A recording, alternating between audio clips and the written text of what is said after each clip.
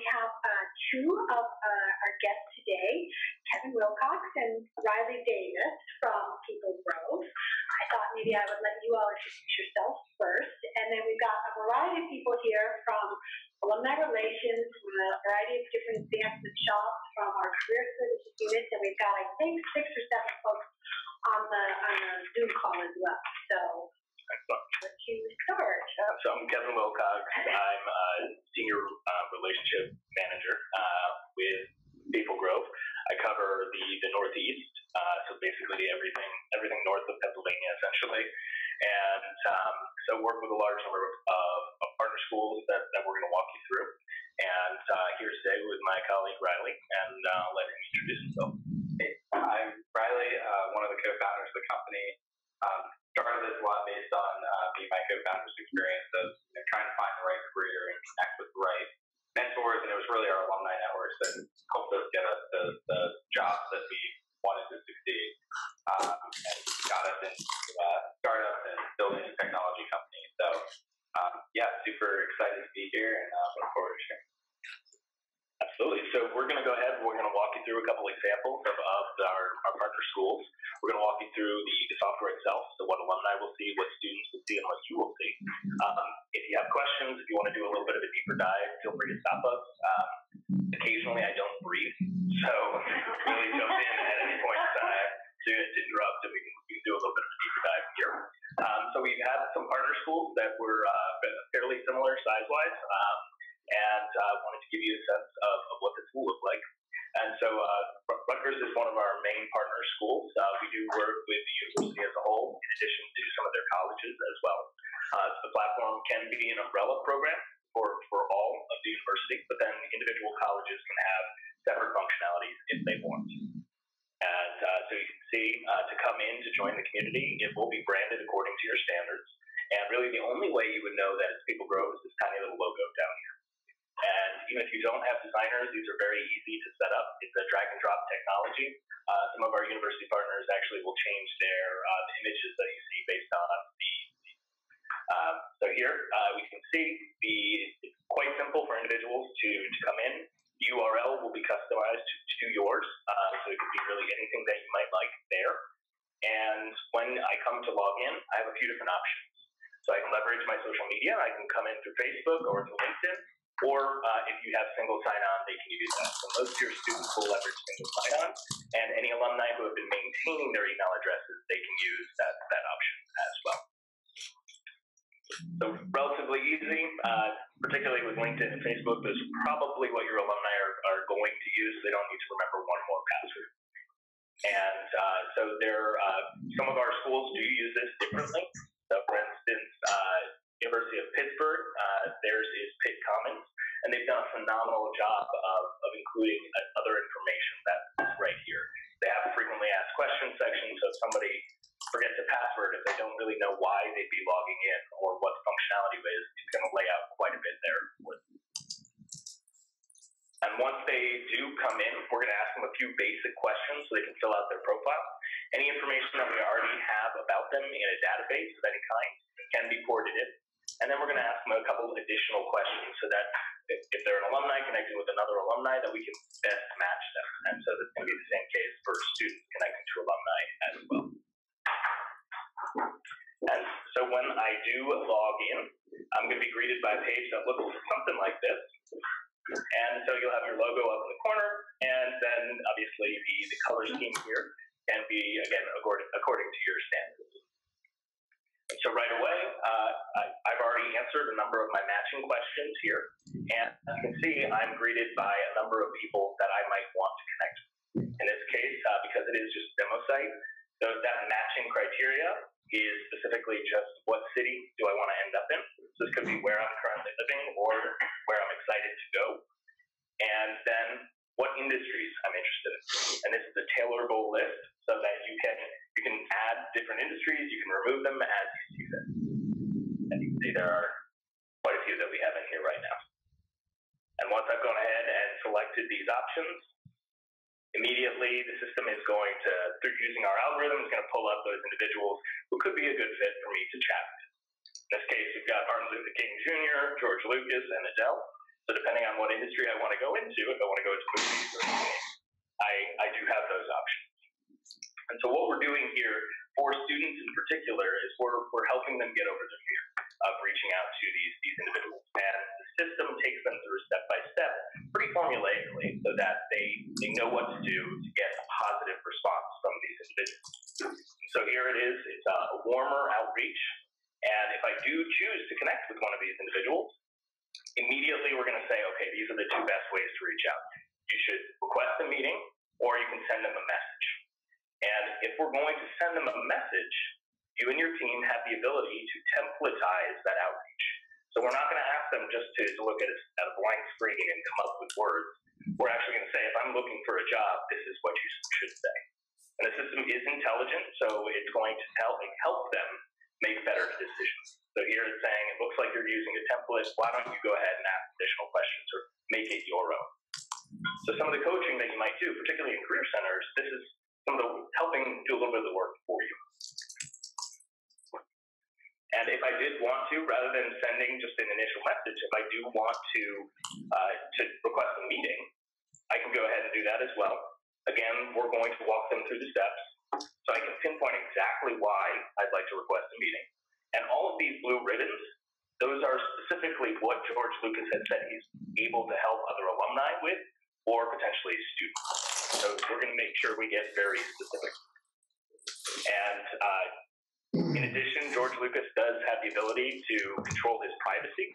So for your more prestigious alumni, or your potentially more prestigious students who don't want to be findable, they actually do have the ability to hide their profiles, or potentially just reach out through groups or potentially more formalized programs. Here I can select the options that I'd like to discuss with him. Then I can actually specify how I'd like to communicate with them, where I want this meeting to happen. Because with current students, online video calls are extremely popular right now. And the nice thing is that we don't need to download any technology. We don't need to go through Skype or FaceTime. This is actually built into our software. So the online video call is just directly through PeopleGrove. Ask a quick question. Yeah. What's the percentage of appointments that get booked versus actually happen face-to-face? Good question. I can speak maybe more to the response rate than the actual, like, the alumni that respond.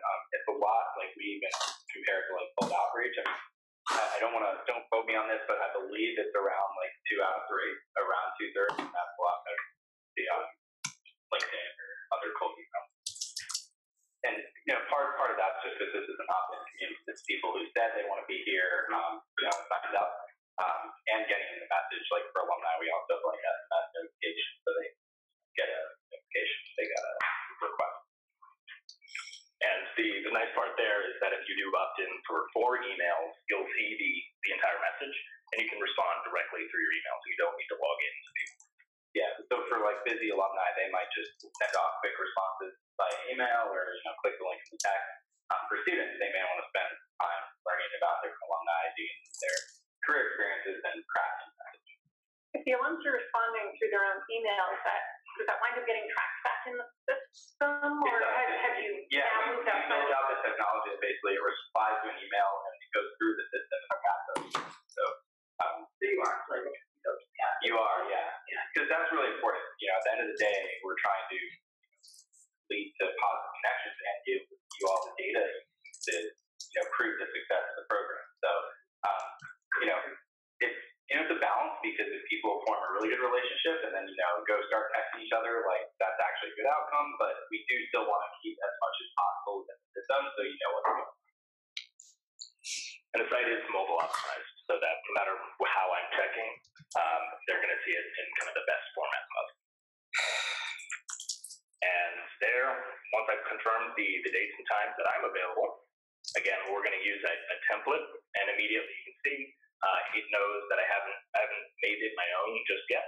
Once I've done that, once I've made a quick edit, you can see immediately it says, all right, this looks good.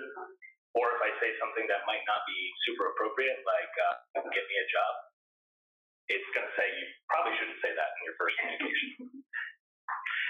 Yeah, and in our experience with our partners, like, getting alumni to opt in is pretty easy, to be honest. There's a lot of demand for alumni to be involved with students and to help out and make introductions or if they have a job with their company, talk to them about it. We do focus a lot of our product efforts on how do we get students past that first hurdle? How do we get them reaching out to the fund?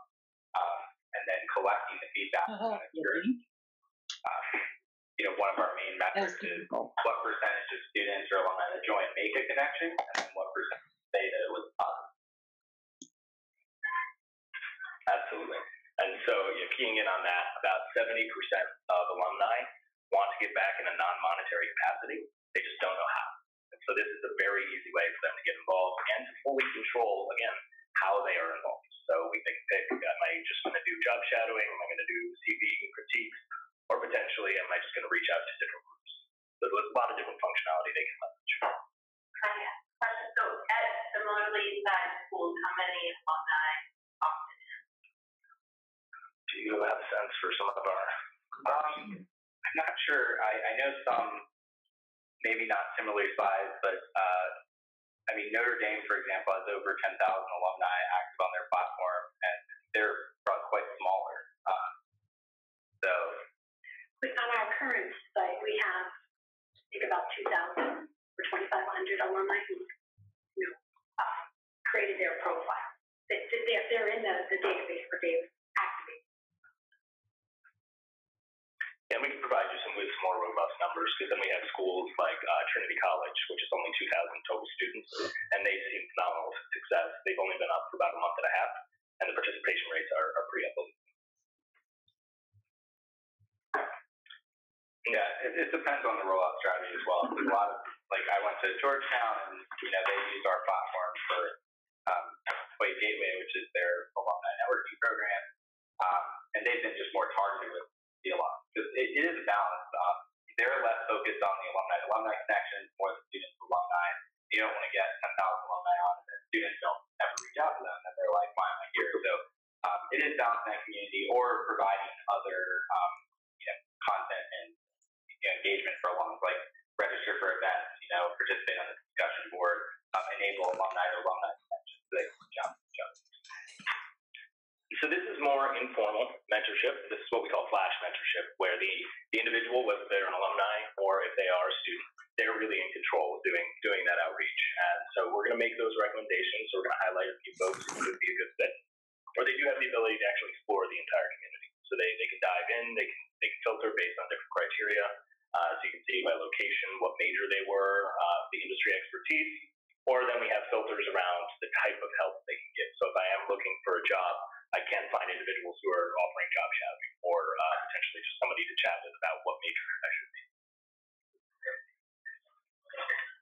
And then we do have more formalized mentorship programs, and these are going to be structured. They're typically based on a specific timeline. It could be a semester, it could be a couple years. These can be peer-to-peer, so it could be an underclassman being mentored by a senior or a junior, and then it also could be students matching with alumni, and these can be automated matches, or they can be manual, depending on what kind of program it is. Typically, that's tied to affinity groups, could be tied to an individual college or school, or potentially even classes. And to come in, just to give you an example, we can see that in this case, this Discover works. It would have a specified timeline. There's an application window, there's a match day, and then there's ultimately a day that things end. So you'll be able to define goals and deadlines that you have along the way. So I could have to do a mock pitch at some point. I could have to have my resume critiqued, or potentially it could be tied to a class where I need to give a presentation at some point. And if those deadlines or goals are missed, there can be automated alerts that go out. So it's going to bring the student, it's going to bring the mentor back into it. And this is a fairly unique example where the student actually has the ability to hand select a mentor, or say that this is someone I would like to connect with. And if they don't, we can then automatically match them based on specific criteria. And this is a program that you would need to apply for, and that would allow me to answer a few additional questions. So we can be very specific in terms of how we're connecting people and why we're connecting. Yeah, and just maybe to explain a little bit, why we have these different parts. A lot of different people from different parts of the university The main Flash network kind of makes sense from an alumni perspective, and it's just people making meetings and one-time connections. But there are so many other identity groups or different programs happening around the university, and we really want to put that under one roof and make it easy for students to discover all of these different support networks for them, rather than just go on this website to do this, go over here to do this. So you can also kind of decentralize like the management, like you can have an admin of this program that maybe is really involved and helps facilitate the matches, but they're not involved in the Flash part of it. Are there any questions on, I guess, the more formalized version? Yes, I have a question relative to the students. What you're saying is when they select the mentors that they're interested in, it's really, they're sort of saying, I would like to work with this person, but they're not necessarily matched. Correct. Yeah, there's basically three kinds of formal programs we set up. There's one where it's kind of just like fully admin match. Like people just apply, they fill out an application, you can customize what's on the application, and then you use our matching tool to pair people together, and they get an email saying, here's your match. There's kind of a hybrid program where you show the mentors and the mentees can kind of favorite people that they would like to be paired with, and then use that as a factor in matching. So that's kind of like they give input, but it's still matched by an admin.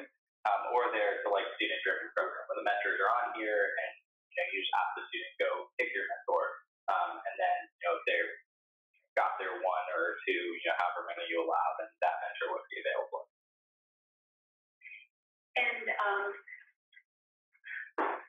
so these could be closed groups, correct? So I'm just thinking if we had a sort of a VIP mentor type program where we had high profile donors or whatever that wanted to engage in mentoring, we could limit the access that other people had to them.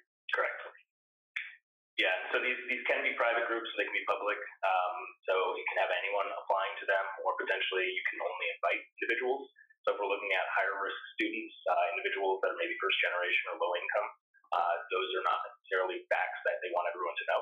So you can hide all of that detail, but they can still connect with individuals who might be more prestigious. And in addition, there can be open discussions. So for individuals, if they're looking for help in terms of how to be a mentor, or with mentees, if they just want some more information, these are open chat groups where people can ask questions, or they can share advice that they've been seeing that's gone over well. And then you also do have the ability to provide additional resources. So these could be just ties to your career site, more information, in this case maybe about Handshake. It could be more information about just how to be a mentor, or what questions mentees should be asking. And so this does become, for a lot of our universities, this can become a lifelong career center where they have one location to come back to, where they're going to have a lot of those resources, whether they're videos, if they're documents, really anything you might like to include. Who monitors discussion? We know go awry. Yes. Right? Like that, blood or responses. So who actually goes? Typically, that'd be the administrator, and the administrator could be a volunteer, so it could actually be alumni, or it could be someone on your team. And ultimately, the nice piece is that you can set alerts so that any new message that comes in, we can go and check and just make sure it's appropriate. And when the individuals sign on, so whether they are students or if they're alumni, they do have to sign off on a code of conduct. So if something is inappropriate, they can actually be removed.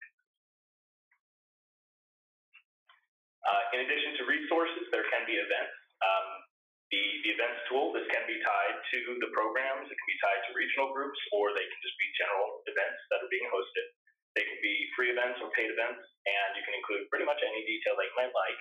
People can register directly through our platform, and we can actually keep attendance as well. So you will be able to see who came. Those can be manually marked as attending, or you can leverage QR codes, which are a lot easier. Doesn't connect to Handshake in any way, do that stuff that the event. It does not. No, yeah, Handshake is a little difficult because they're a little closed off with their.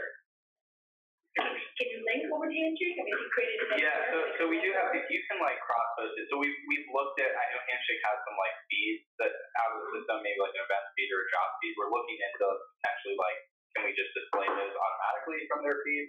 I think we're going to get that done this summer. But you can like cross-post it here and just like paste a link to the handshake event. Just if that's like the main registration system that you want to promote it here. And as I said, they can be paid events, so people can actually submit payments directly through our system as well. And then as an administrator, you can have different levels of administrative access. So you're going to have super users that can see everything in the system. And you can have volunteers or people on your team that only have access to programs or potentially to groups. So again, that's going to be able to expand the individuals who are helping you out. You can see the registration process. Again, you can ask more unique questions so that we're tying people together as appropriately as possible. Obviously, you know your students better than we do. You know your alumni better than we do. So you can really dictate what questions you should ask. And then, so you'll be able to manage all the users, so you can see everyone that's in the system, and you'll be able to match them. Again, there are multiple options in terms of how we're matching those individuals, and we can leverage the algorithm to ensure that we're weighting things appropriately. Yeah. Do you want to? I can cut my screen and show the bulk matching. Okay. I gotta stop sharing.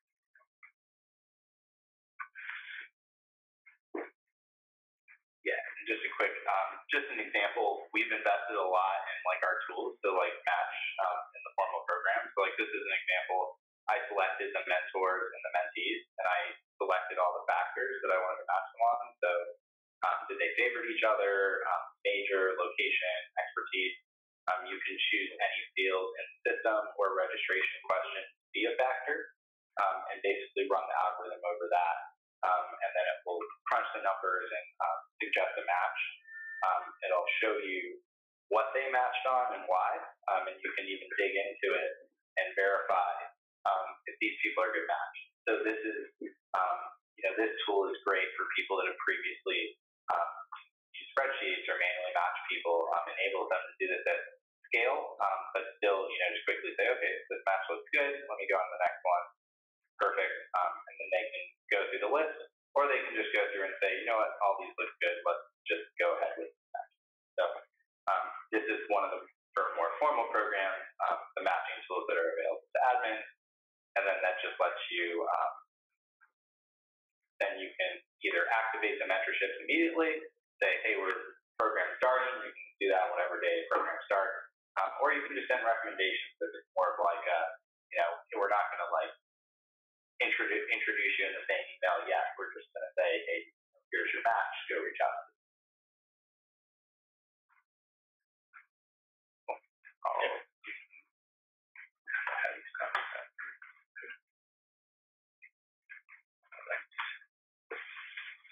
Again, those are going to be those more structured processes.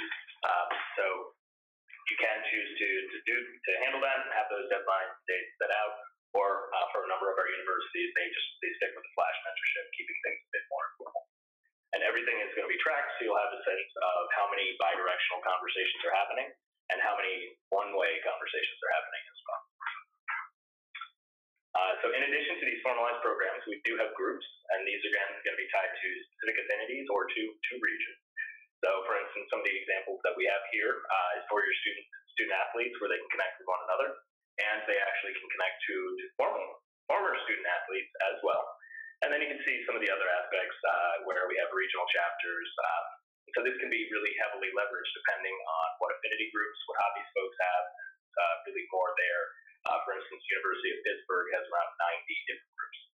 So this can expand very drastically, and your volunteers, your alumni can really heavily get involved as well.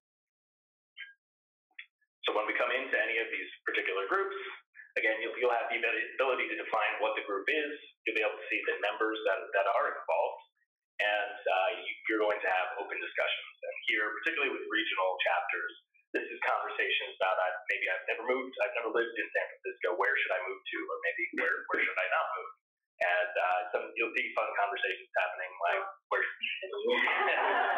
Very true. And so you'll see occasionally people just talking about local food or potentially doing a get together for happy hours. And you can have those additional resources. So this could just be a renter's guide, a beginner's guide, and then you also can have those events. and the events can be created by anyone who's part of the chapter if you want them to have that access, and then you can approve them, whether or not you do think they're appropriate. So these can be any kind of networking events. They can be tied to careers, or a little more informal, again, maybe happy hour, or if somebody wants to put together a watch event, something like that. Again, you'll have different levels of administrative access. So you'll have your super users, but then you also can have individuals that just have temporary access, depending on who they are. Any questions around groups? Yeah, if an alumnus partner affinity group, do they sign up to get alerts or something that would prompt them to log back into the system? Because I can easily see volunteering for something and then just totally gone. Yeah, so you absolutely can sign up for those alerts. And so whether it is for discussions, you can tag things so that I would receive notifications when new questions are posted or for this particular discussion as well. Yeah, and one thing that is cool about groups as well is there is a built-in email marketing tool. So basically, but they only have access to email the people within the group. So you could have an alum that maybe manages a regional chapter or a certain career community, and they can email everyone, but only in the group, and they don't have to have access to all friends. So, you don't want some alum emailing hundreds of thousands of people with some email with a bunch of typos, but if they're managing a regional chapter and you want to give them the ability to email their group. I might have missed this, but is there a doc share opportunity to so if you're either the group, you could share a bunch of videos?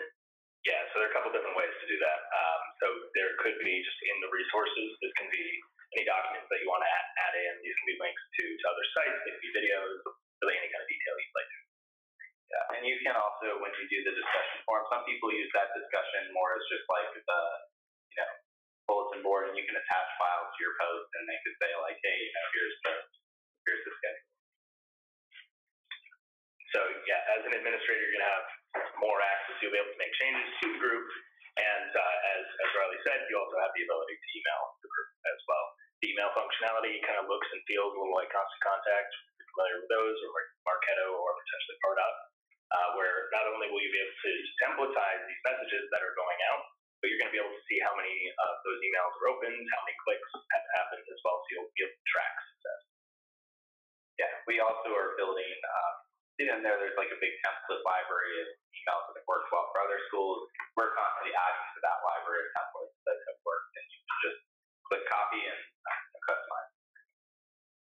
And when people do choose to work with us, you actually do get access to our customer network. So you can have conversations with folks that are at other universities and have your same position. So you can talk about best practices. You can see really what's working for other individuals, and that's a very vibrant community. That's pretty much they have conversations pretty frequently.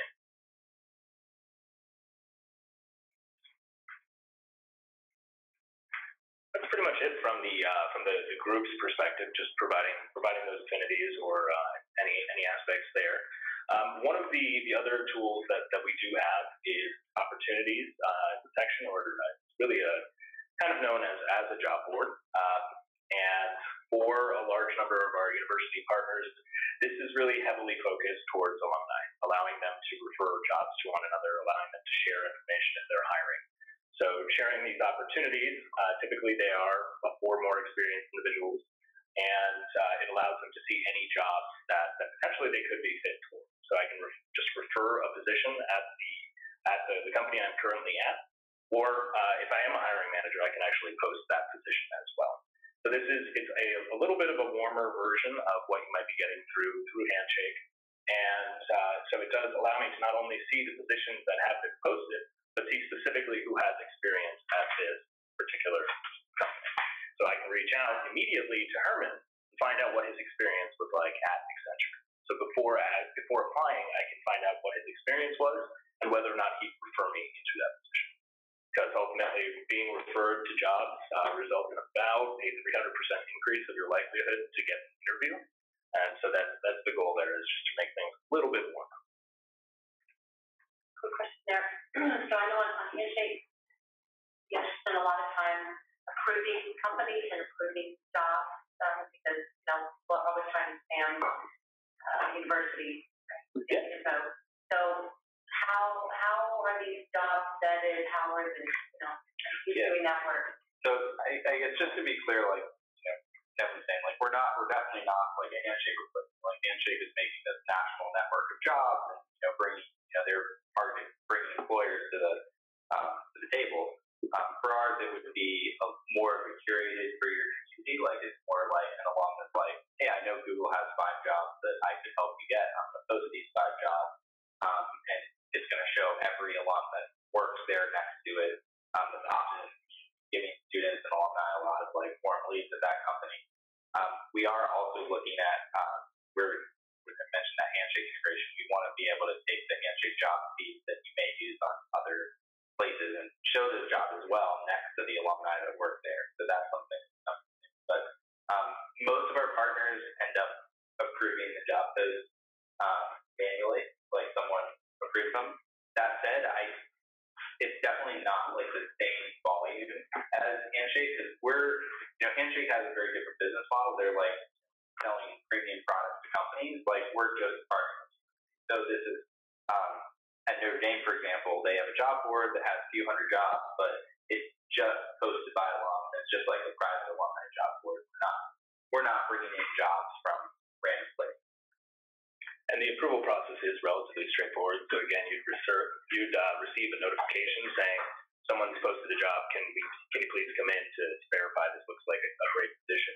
So it's just going to be tied in here where there's approval queues. So we can approve users, job posts. There are very important people that we want to go through a different process for approval. We can do that as well. Again, just maintaining a level of privacy. And then anything else we might like to approve, like events. Quick question for the alumni. Do you often see alums putting job listings on LinkedIn under the discussion? That's something to see under discussion? Yeah. Yeah, it does happen. Yeah. I mean, sometimes people post jobs there as well, and we have it that like expands them and shows more information about them and can link off there. So. Yes, the feature could take the place of people putting it on their LinkedIn discussion.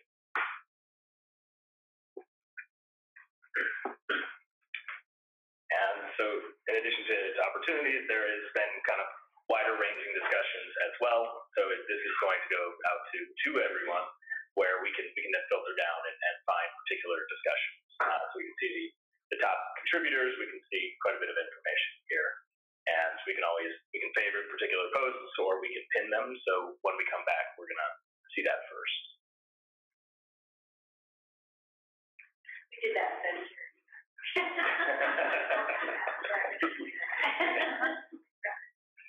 Yeah, as you can see, we have a little bit of fun in terms of the individuals that are in our system. They're still smiling as watching.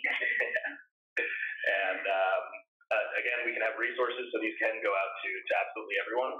So each of these tabs, depending on what type of user I am, can be slightly different. So if I'm a student, I can see different pieces here than I might see as an alumni. So for some of our universities, because they use Handshake or they use Simplicity, they might only share those jobs and opportunities with alumni. So students actually wouldn't see it. It would be a link that takes them directly to Handshake. And so these resources, again, you can include anything you might like, videos, frequently asked questions. And this is where, particularly with career centers, they can provide these resources to their alumni with areas they might not normally go to. So they might not think about coming back to their career center for help if they're looking to make a job change or career change, but we can provide those resources. And as mentioned, there is just this event functionality where it can be all events that are upcoming, and you can see we can filter down to specific events, whether they are just networking or if it is potentially fundraising, anything like that. And creating the event, it is a robust functionality that we can include quite a bit of detail. And then again, we can accept payments directly through the system. So if it is a paid event, we can actually collect that through the button. You can see there's quite a bit of information that we can include. And that's, I mean, that's a lot of the basic functionality. Are there any questions on what we've seen so far? Yeah, and then maybe the next section, what I can do is I can also maybe walk through a few client sites that we had permission to share with others, and talk a little bit about how they set it up, the different ways that they're using it. Because I'm sure you're sitting there like, wow, there's a lot of stuff. Like, where do we, how does this all come together, and kind of show you how it works there. Is there any interactivity with alumni development databases? So, as a fundraiser, can I see potentially that the prospect that I'm trying to get an appointment with actually been actively engaged on this other platform? So yeah, we have worked with clients to like build the integration in your existing databases. So like, if something is updated on here, you push an update to Salesforce. There's also an Explore users tool where you can really easily download a CSV of like, you're just like, just give me every alumni who has taken a meeting on this platform. I just want to get a list of them. You can really easily download those. You can even schedule them to run. Okay, I want to get this report every month. So yes, a lot of our partners do use that data because this gets maybe alumni engaged that maybe weren't involved before, and then they have a positive experience at fundraising. Yes, if you want to show the let me.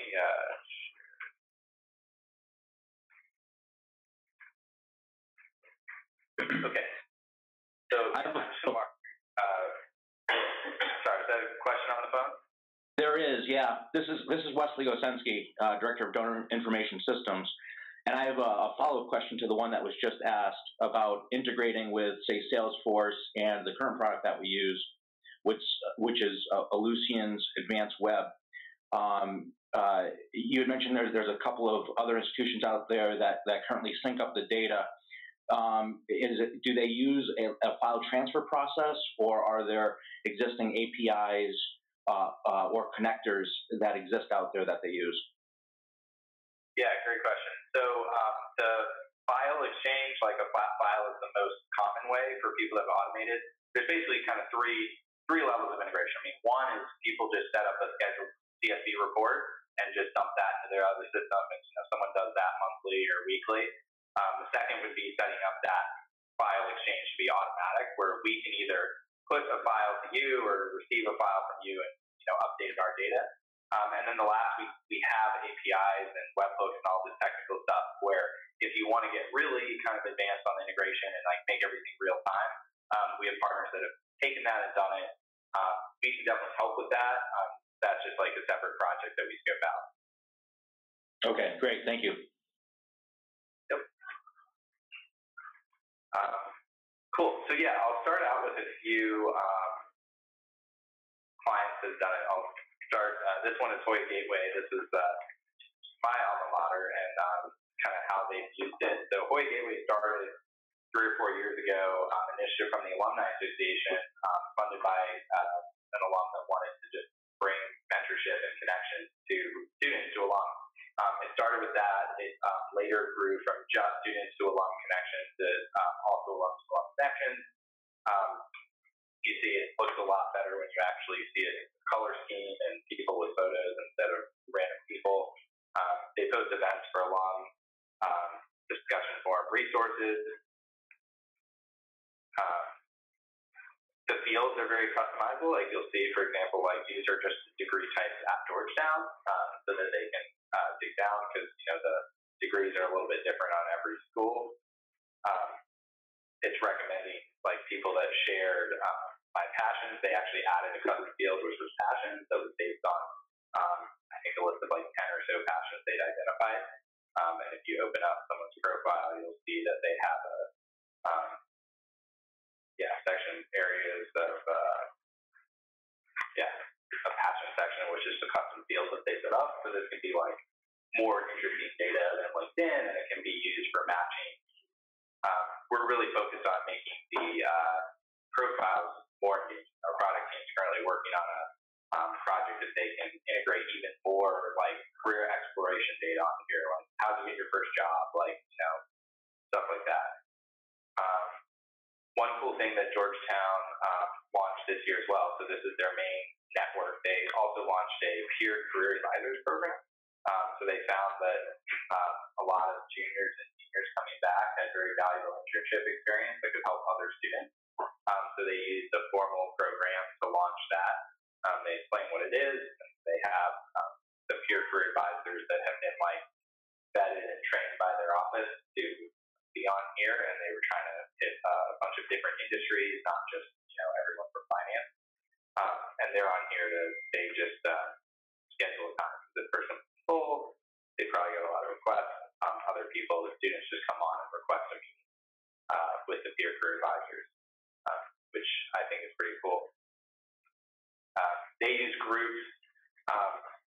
Groups, like everyone can kind of have a different group strategy. Georgetown focused on, they partnered a lot with student groups to like get students on the platform and like say, hey, student group, do you want a place you can see all your alumni? You can post stuff on here. I think some of them even like, this is the student credit union. They even like post their different stuff on here, their annual reports, different resources. But that was just a way for them to like get students on and get every group to invite all their alumni.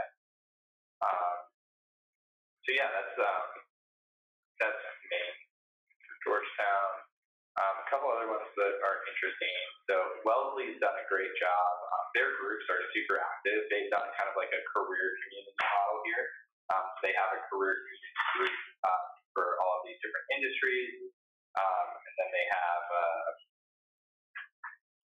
discussion forum in here. And you can see all the members in that community. It's just another way to help drive connection. Wellesley, for example, they do use the opportunities board as well, alongside Handshake. It's more focused on like referrals and it's nowhere near the number of jobs for Handshake. There's only like 150 or so on here, but it is much like warmly. An alum actually posted this, like they're probably really looking to hire students. So I'd say, more quality over thousand jobs.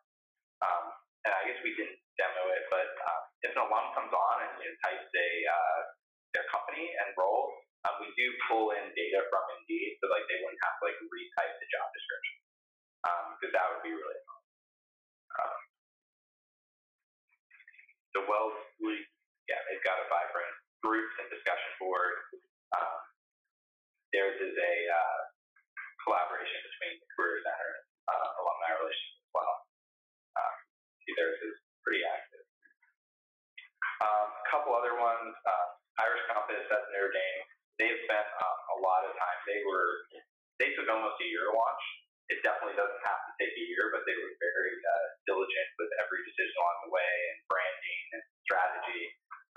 So they also they've got an industry group section. They are the ones, they have over 10,000 alumni actively engaged on the platform. They even put a TV ad on the Jumbotron during a football game. That was pretty cool, and they got an award for kind of cross-team collaboration for alumni working together. So their network is pretty cool. Villanova, they also have a lot of groups,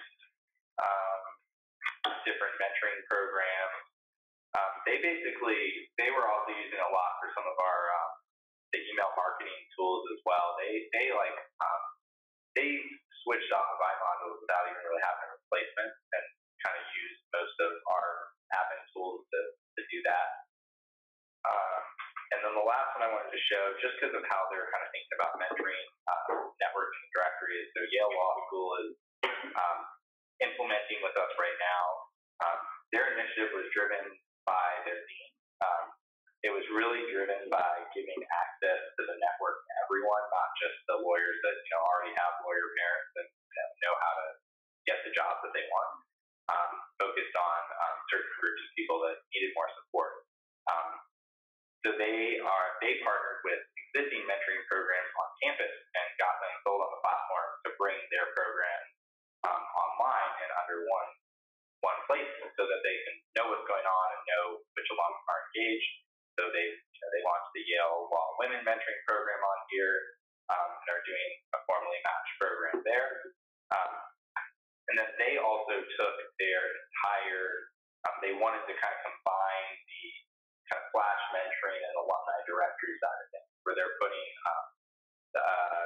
like, these are the opted-in people that have opted to help.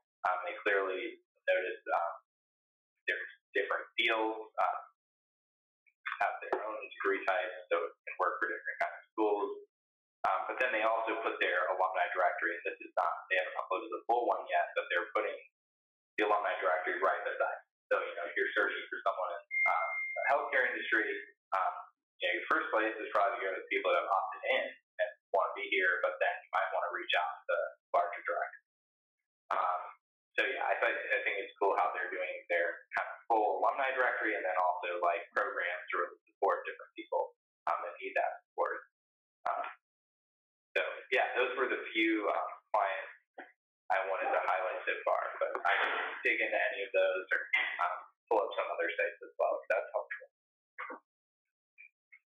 You mentioned one of the clients has sort of replaced our modules with your resources. What did that entail? Was it their directory, also email and events, or just the directory? I think so. I don't think they switched it. It was Villanova. I don't think they switched the directory yet. I think they switched their kind of email marketing, our email tool, and then event posting. And then I think, yeah, I'm not sure what I think they're trying to launch the directory in the process of posting. So that data then that's collected through the email process for the event registration, that can also be transitioned over to the alumni database? Yeah, definitely. Yeah, I mean, I definitely can confidently say that we have the best, like, tools, like industry standard tools. Like, it's really easy for everyone to say, oh yeah, we integrate with everything, but it's never that simple. Like, I'd say, at least half of our clients have some kind of integration up. Some are like, there's probably only 5 to 10 that have like a full real-time integration, because that takes some work, but we have all the tools to do it, and a lot of vendors don't have that.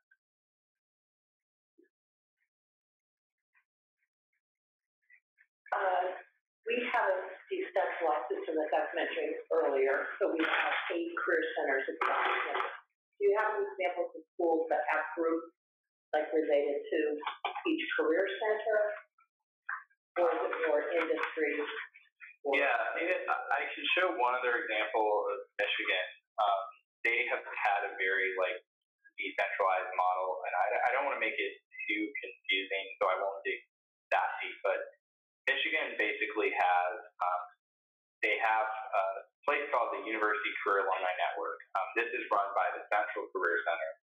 It's for any student, any alumni at the university to join. And this is where they push people for just like the university-wide of opted-in alumni across kind of all schools and industries. However, we do have this structure, and I won't get too deep in it. It's called like hubs, so like different, like their LSA, which is their School of Liberal Arts, like they kind of wanted to do their own separate thing, and it kind of gives them their kind of own area with different custom fields, different kind of enabled things. It's less from the student experience side, because like they're probably going to mostly, like a student might be like, okay, I'm mainly in the university-wide network, and then I'm in the LSA network. But for the administrators, it makes a difference. So we have totally different fields. Like, what if you want to do events, but I don't want to do events, or the discussion boards aren't relevant. Our long-term vision is like, one place where students can access all the personalized support they need. That's like, a peer mentor, an alumni mentor, an advisor. We don't want them to have like 5 different inboxes to check in different platforms and notifications. But we've tried to separate that administration. So there can be an admin in the alumni office that has access to all the alumni network, but then doesn't have access to a different school.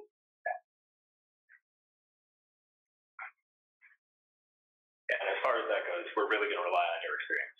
So what makes more sense? Because occasionally we do find out with certain universities, they have more affinity to the college they went to rather than the university as a whole. So depending on what you think would be best for your students, we can do this.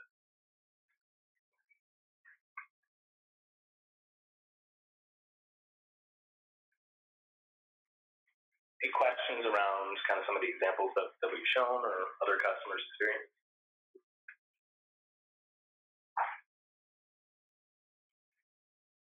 Yeah, I guess maybe one area, while you think of questions that we didn't dig as deep into, is like there are a lot of admin tools behind the scenes. Like we've mainly shown you so far the student and alumni based cards.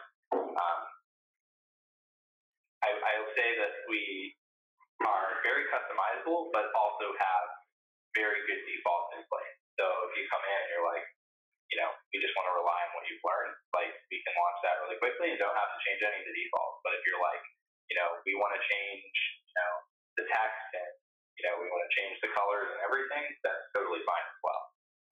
We can kind of operate in both ways, and our customer success and support team is oriented around like, getting you launched quickly, not getting your mind, set on all these details that we found don't matter that much, but, having the option to dig into them. Like you can set up, do you want to, approve all events before they're posted? Do you want to approve all users? Often we'll pretty much always integrate a single sign-on for students so that they never have to approve a student. For alumni, it's often coming from that feed. So like if they're on the list, then they don't have to get approved. But what if some alum changed their email address 4 times? You can't verify if they're in the community. There's going to be some that you're going to want to verify before you let them in. We saw the email tool a bit. You can even like engagement, automated notifications based on actions that people have taken in the system. We have a lot of default ones in here. So for example, these are mostly just like reminders if they have a pending request. But say you want to set up a notification and you're like, I'm finding that response rates are a little lower than I had hoped on messages, so I'm just going to say like,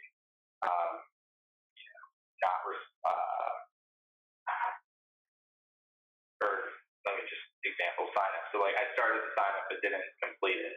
I just want to send them a notification 7 days afterwards with a customized email. So that's an example of stuff where like there's a lot of flexibility, but you don't have to use all of that. This is something that you have a dedicated implementation manager who's going to walk you through all this, so you don't have to guess. We're actually going to explain to you how other schools do what they're doing and what to turn on.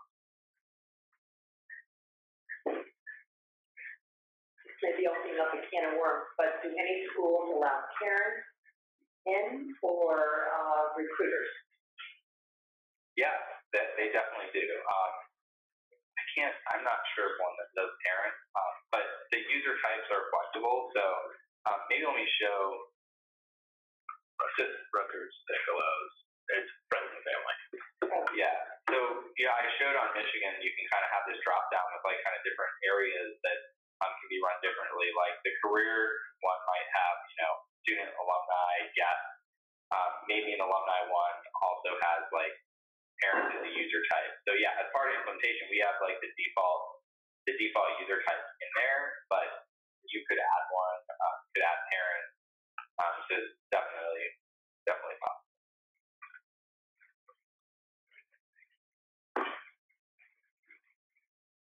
The data file that you can download, is it every piece of data that's in here? Is it just checkboxes like, yes, I've signed up, or they signed up for some career network, and it'll tell you which one it is and what day that they signed up on?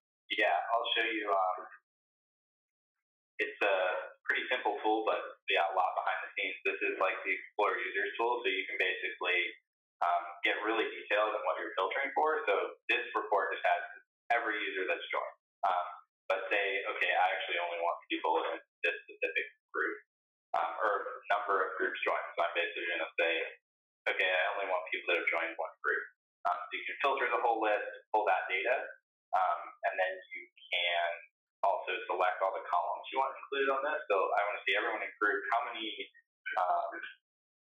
messages did they send and receive, and how many connections have they made. You can add that to your list. and then you can really easily just download all of that data, or you can save that as a report and say, this is my group report, so you can really pull it up with one click when you come back.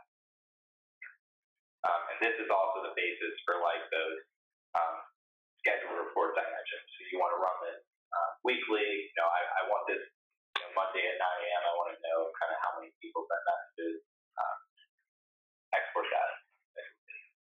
And you can see that for basically every category that you walked us through.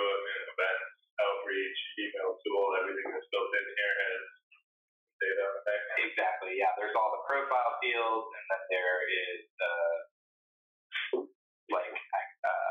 analytics fields, like actually activity on the platform, like how many jobs they post, what was their average feedback for meetings that they've taken, have they posted questions, did they upload documents, custom field values. So yeah, pretty much anything in the system you can download from. I have a question. Yeah. So is there a way to capture preferences in this tool, specifically around like communication preferences as well as like email opt-outs and that sort of thing? Yeah, so there are a few preferences. So basically, we have a notification preferences page. We do have like a global opt-out flag. So like if they want to unsubscribe from all PeopleGrove emails, they can check this, and that's like marketing emails have that automatically in signature, so they can opt out. They can select what they want to get in terms of notifications. Do you only want it for connections? Do I also want to get it via SMS? Do I want this newsletter, digest, and discussion posts? As they join more groups, I'm not a member of more groups on this platform. They can actually control their preferences for the groups on an individual group basis. I'm in this career community, but it's just too much, too many posts. I don't want to be a part of it. They can unsubscribe from that, but if they're like certain groups, they're like, I definitely want to get a message. They can subscribe to that. Sounds good. And then my other question is, on a prior screen that you had, I saw a list of information, including people's email addresses. Is there a way to prevent people from downloading email addresses in bulk? There's not specifically a way to limit the email address downloading. However, a lot of schools basically you can set up a bunch of different access groups for admin levels, and you can choose what tools they have access to. So you could create a group for most admins that don't have access to that Explore Users tool, and then assign them to it, and only give a few users the option to download all of that data through the Explore Users. Because there's still, even if you're not using Explore Users, there's still a lot of analytics dashboards, and these are not going to give the kind of personal email stuff if you just want to go here. So yeah, you can limit the access group. So if we limited the access, though, it would be limiting the access so they can't download anything, correct? It's basically per page of the admin, so you could just limit access to this Explore Users page. Okay. But yeah, it's something I've heard before, so it's something we could look into in terms of just a limit download access. So if a super admin were to set up a Explore Users and create a report to be saved to several different groups, could the group admin download that report, which didn't include, let's say, email? It could be set up. It'd be it's not really set up that way today. Basically, if you have access to Explore Users, you can save a report, you could schedule it to export. You could basically set that up on behalf of groups and then give them that file. There's not really an automatic way for them to get that file.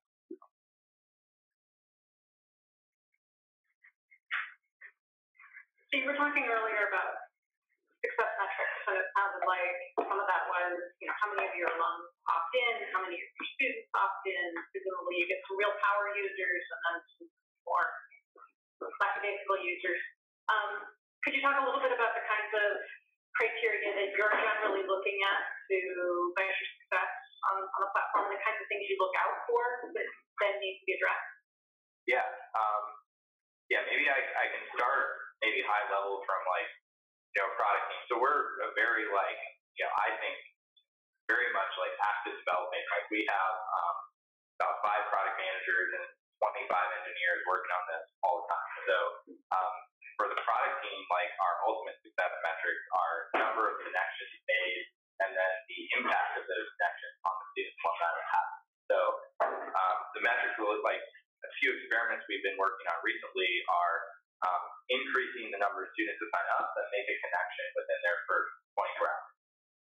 So we've gotten that up from maybe 6 or 7% to like almost 25% by trying new methods of displaying recommendations, trying to encourage students to make that connection. Because we've found that students that make a connection are like, wow, this was pretty helpful. Like I didn't know all this stuff, and they come back for more. So it's like that magic moment is getting into that successful connection. So look at that activation rate, and then secondly, what percentage of students are saying it was helpful and like they know what to do next. Just to follow up, because again, I'm on the development end. Yeah. It sounds like there's a sort of follow up. Was this a useful connection for you? And the alums might have something similar. So again, I would know potentially that an alum I want to go talk to has had a positive experience on the platform. Exactly. So here's the feedback dashboard.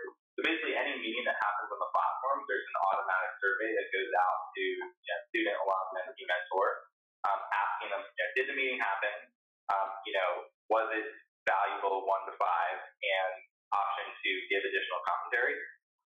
So this is like the feedback dashboard. I can see the feedback that people are leaving. I can see the kind of average review and the trend.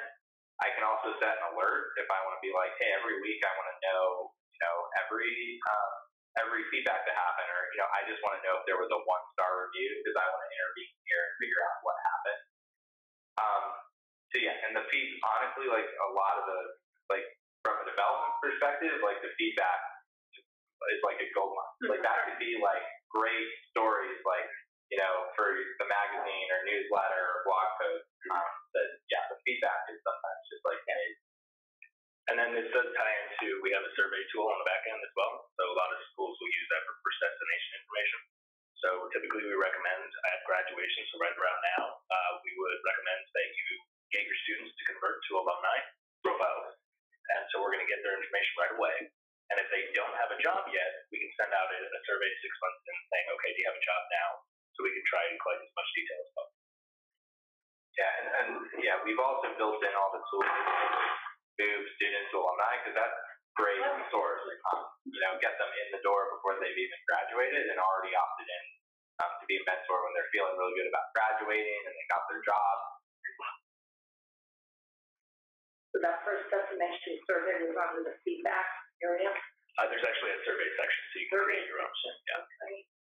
Yeah, because we basically,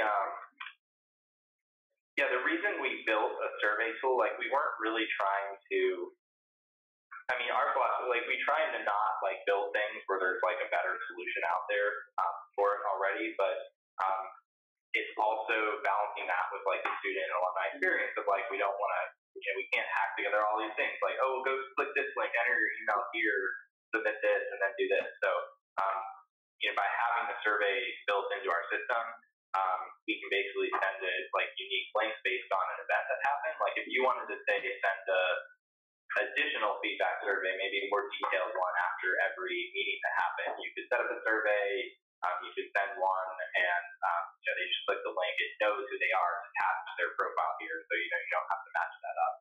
And for the first destination stuff, you could just trigger it like based on a bulk email or something. You could email this out and collect the data.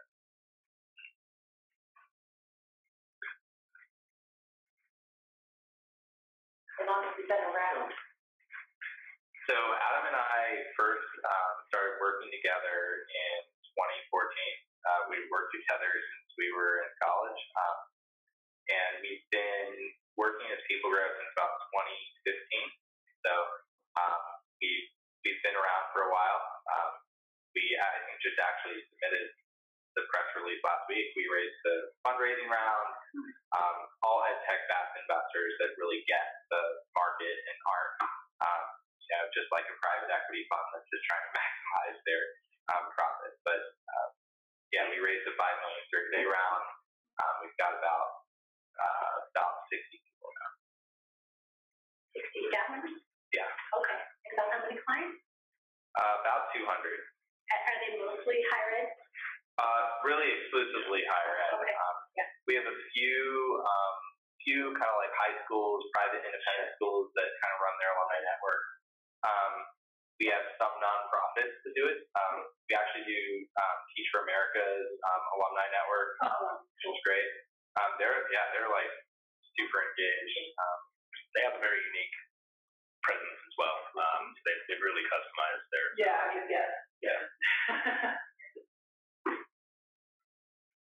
Yeah, they started pretty early on. They like to be very sure they're technically still in beta, so they don't have a nice looking logo. But they have like a really active opportunity for it, because they basically like Handshake doesn't work for them. So they're like, they need their own career network for like focused post TFA opportunities. So they have thousands of jobs on here.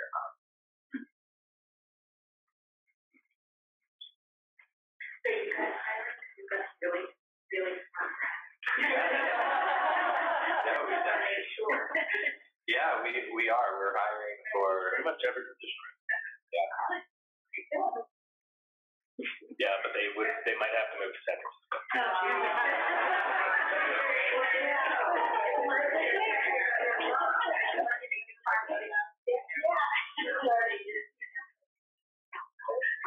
Of your higher ed clients, what percentage are, public universities versus private? Definitely. I'd say pretty even split. I mean, we've got clients from, really small schools with 1,000 students to, like 30, 40,000 students, like Clemson, big public university, Michigan, big public. So it's all over the place. So if you could say, like, simply, why successful? Why PeopleGrove is successful at Clemson? What would you say? I think that our long-term vision for the company, I think, is maybe a little bit wider than other vendors out there that are kind of focused on a very point solution and plugging in something for that. So, like, long-term, we see ourselves as like a key component of the student and alumni life cycle from the second that they enroll forever. And the connections and community is the common element there. Like, we want to enable those connections from the beginning all the way for the rest of their life. So when we think about products, I think we think a little bit more broadly than just like, what's this one tool or, shiny thing that, this one office, one's there. And we also partner really close with our customers to build new things. I mean, the balance, we can't build everything that everyone wants because we have to be very, very focused. But, like that bulk matching tool you saw, for example, was based on a ton of customer feedback. Like, our first version of that was much more difficult to use. It was like you just, select the list, but, you can't view all the matches and customize it. And I think, honestly, it's leveraging what our clients have learned and fostering that community. It's great working with higher ed institutions because it's not like everyone's very helpful, and it's not like the corporate world where, you don't really want to help your competitors. But, our annual conference, we host that in July. We're also kicking off regional roundtable summit. I think there's actually going to be one in Boston this summer. I'll make sure you all have the information. And supporting that client community and sharing best practices. So maybe that answers some of your questions. The conference part, it was a very top line. That was good. I'm just curious why Clemson. What would they say? PeopleGrove, Denton. Yeah. I think for them in particular, it's kind of one of the first times they had tried an initiative with all these different offices working together, because they have alumni, they have career, they have different schools and programs working together. So I think, we were really helpful in getting them in the same room and providing a system like flexible enough to provide all of the different things they wanted while keeping them on the same page. Because that's really hard in a large university. Like Michigan is an example. Like you've got 10, 15 different schools that all want something different, and like at some point the schools are just going to be like, well, if you're not doing what I want, I'm just going to do my own thing, which is bad for the students. So.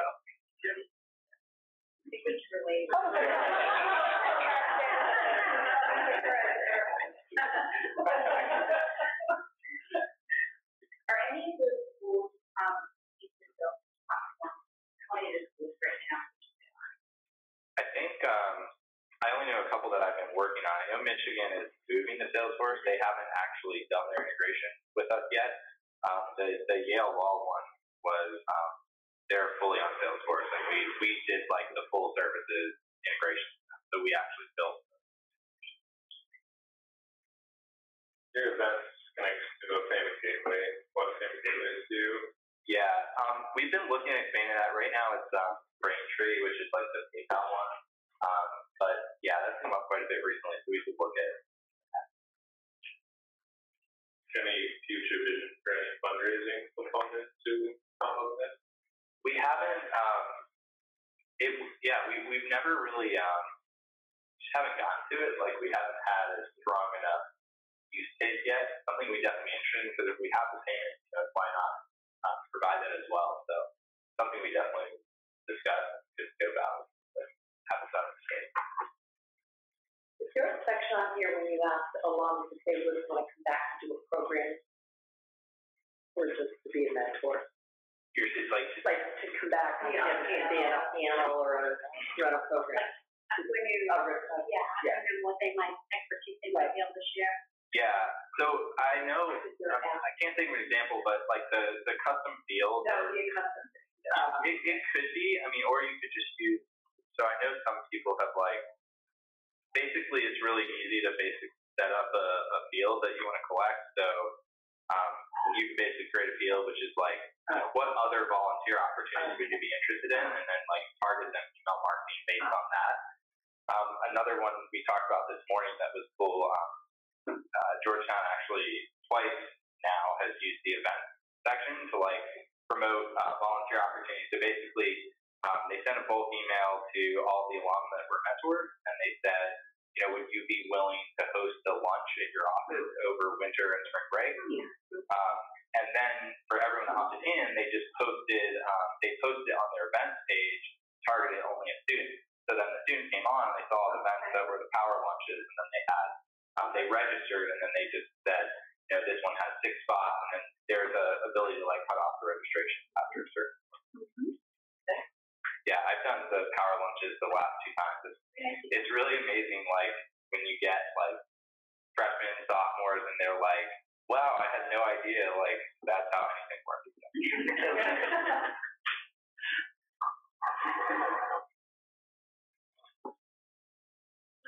Thank you. Thank you very much. You all see that beautiful pictures. If anyone should come up with any additional questions after today's meeting, please feel free to forward them to me, definitely, and I'm happy to pass them on to Kevin and Riley, or Karen, whoever, and then I think we'll probably try and do a follow-up with everyone to see, what we all thought about it. I have a couple of follow-up questions. Okay. Well, I'm intrigued about Yale Law and the full integration with them. Was that via a file transfer process or APIs? It was a little bit of both. To get the data into our system, it was kind of daily file transfers from Salesforce using a report builder. And then to get it out, it was actually using our API webhook to basically send it back to their Salesforce. Okay. And the API, was that something that you guys built or that Yale built? So we have our API that is like all clients have access to. So like there are different, if you're technical, like there's a lot of documentation on like all the stuff you can get in and out of the system. Gibberish if you're not technical. So we built it on top of our own API. So basically with the integration, our philosophy is like we want this to be easy for you. Like we're not charging extra for the integration tools. Like you get all of that as part of the platform. If you want us to do that, so we did it for Yale, that we just scope out a separate project and then we can build that integration with our APIs for you. Yep, got it. Thank you. Yep. Thank you. All right, you'll be at Eastern ACNA. Yep. So, great. Thank you, everyone. Thank you. Thank you.